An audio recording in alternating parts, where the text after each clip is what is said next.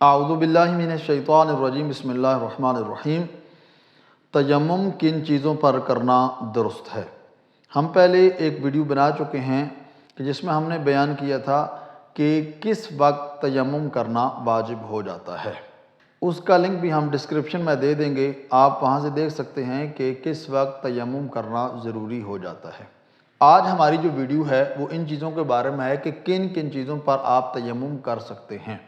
تیمم کا طریقہ کیا ہے اس کے بارے میں بھی ہماری ایک ویڈیو ہے، اس کا لنک بھی ہم ڈسکرپشن میں دے دیں گے، آپ وہاں سے پریکٹیکل طور پر دیکھ سکتے ہیں کہ تیمم کس طرح سے کرنا چاہیے۔ تیمم چند چیزیں ہیں کہ جن پر کرنا درست ہے۔ سب سے پہلے ہے مٹی۔ مٹی کے اوپر تیمم کر سکتے ہیں آپ، ڈھیلا مٹی کا ہو اس کے اوپر آپ تیمم کر سکتے ہیں۔ اس کے علاوہ ریت کے اوپر بھی تیمم کرنا درست ہے اور پتھر پر بھی آپ تیمم کر سکتے ہیں، لیکن یاد رہے کہ جب تک مٹی موجود ہے آپ نے مٹی پر ہی کرنا ہے، آپ نے ڈھیلے پر تیمم نہیں کرنا، اور جب تک ڈھیلا موجود ہے ریت پر نہیں کرنا، اور جب تک ریت موجود ہے آپ نے پتھر پر تیمم نہیں کرنا۔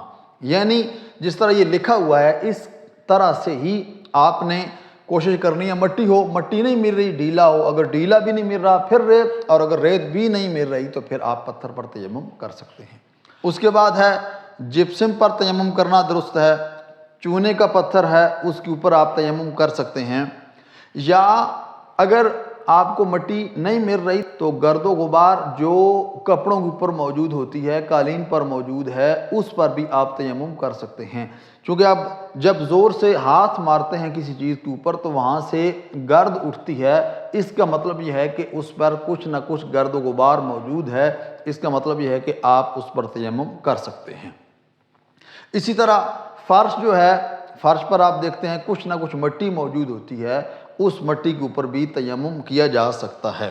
یا مثلا دیوار اگر مٹی کی بنی ہوئی ہے دیوار تو آپ اس کے اوپر بھی ہاتھ مار کر تیمم کر سکتے ہیں۔ دعا ہے خالق کائنات کی بارگاہ میں خداوند کریم ہم سب کو احکام الہیہ کے مطابق زندگی گزارنے کی توفیق عطا فرمائے۔ والسلام علیکم ورحمۃ اللہ وبرکاتہ۔